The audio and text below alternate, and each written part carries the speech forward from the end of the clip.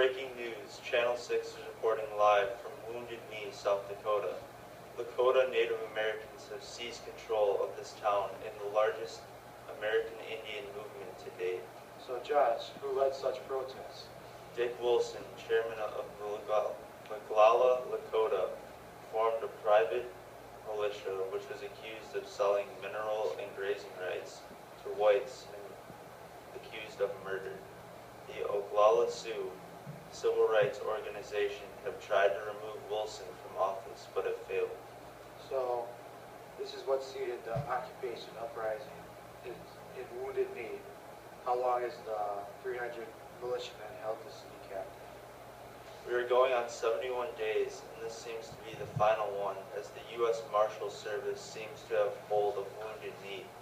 However, it has inspired all Native American people nationwide to stand tall and fight for freedom. This violence and uprising definitely relates to the Custer demonstration just weeks before the Wounded Knee takeover. Yes, very true. This was a demonstration and lack of conviction for the murder of Wesley Bad, Hart Bull. This turned violent as protesters set fire to the courthouse. This unplanned event led to the prosecution of 25 people. It makes you wonder what policies were previously established to enrage Native Americans in revolt. The first law passed was the Dawes Act, also known as the General Allotment, as which eliminated traditional tribal landholding.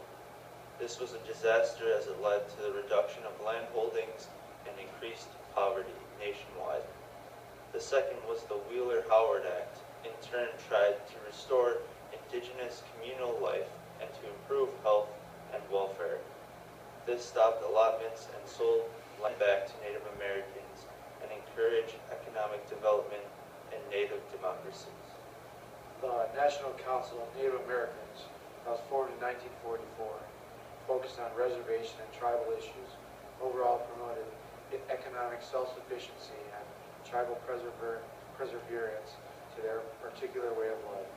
The Indian Education Act, Indian Civil Rights Act, and the Healthcare Improvement Act were vital in shaping the quality of Native living.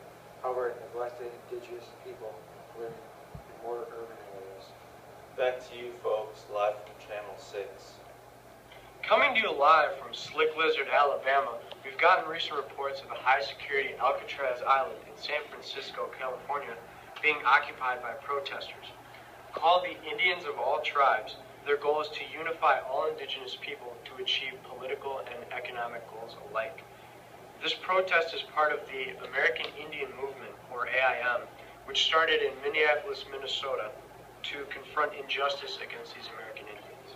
The main argument the AIM presents is its opposition towards Article 1, Section 8 of the U.S. Constitution, which states, Congress shall have the power to regulate commerce with foreign nations and among the several states and with the Indian tribes.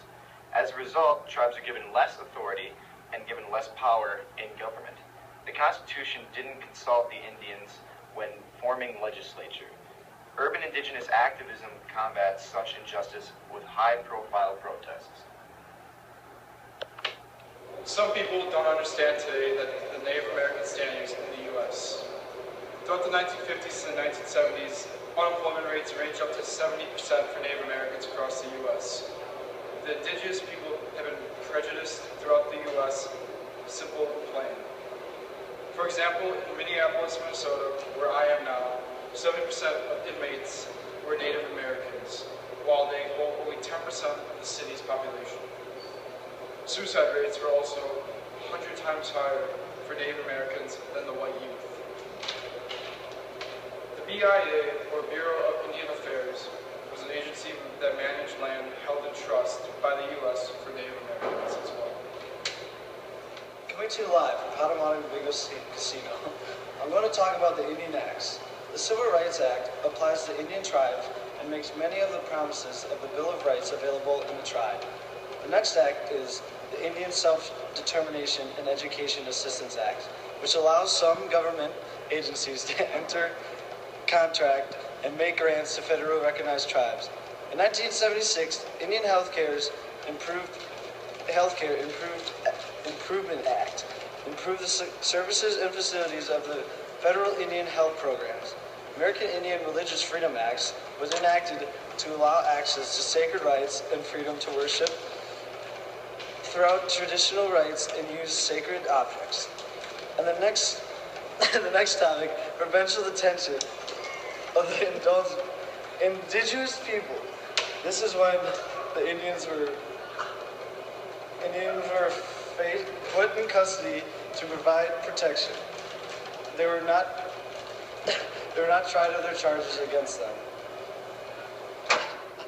Thank you, Josh. Today we'll be talking about the traditional tribal land holding. This is a right where the Indian land had the ability to regular commerce with foreign nations and among several states, and with the Indian tribes.